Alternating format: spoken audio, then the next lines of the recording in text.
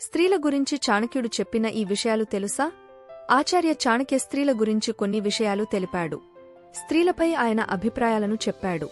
అవేంటో ఇక్కడ చూడొచ్చు.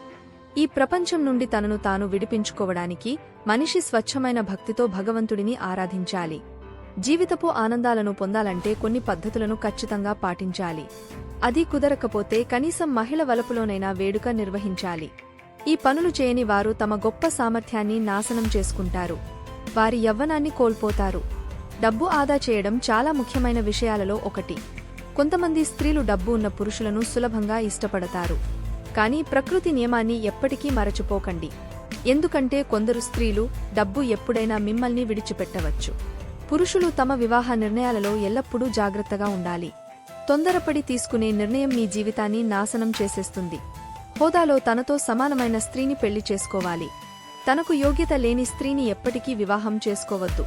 అందం కోసం ఎప్పుడూ పెళ్లి గురించి ఆలోచించొద్దు. ఎంత అందంగా ఉన్నా యోగ్యత లేని కుటుంబానికి చెందిన అమ్మాయి అయితే పెళ్లి చేసుకోకూడదు. స్త్రీ పురుషుడి కంటే సున్నితంగా ఉంటుందని చాలా మంది అనుకుంటారు. కానీ నిజానికి స్త్రీ పురుషుడి కంటే బలవంతురాలు అని గుర్తుంచుకోవాలి. పురుషుల కంటే స్త్రీలు చాలా రెట్లు ధైర్యం, బలమైన భావోద్వేగాలతో ఉంటారు.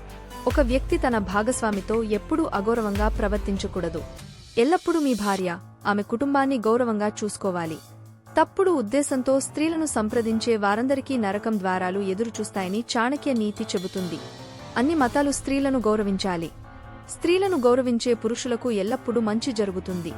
తన భర్తకు విశ్వాసపాత్రంగా ఉండే స్వచ్ఛమైన, తెలివైన, సద్గుణ, సౌమ్య స్త్రీ మాత్రమే తన భర్త ప్రేమకు నిజంగా అర్హురాలు.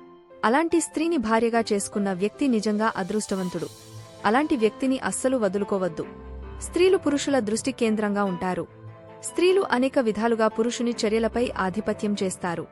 ఇలాంటి విషయాలతో స్త్రీలు చెప్పినట్టుగా పురుషులు వింటారు.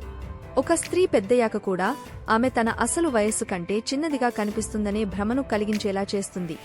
తమ యవ్వనాన్ని నిరవధికంగా పొడిగించడానికి ప్రయత్నిస్తారు. వీలైనంతగా ఆకట్టుకోవడానికి ప్రయత్నిస్తారని చాణక్యుడు చెప్పాడు.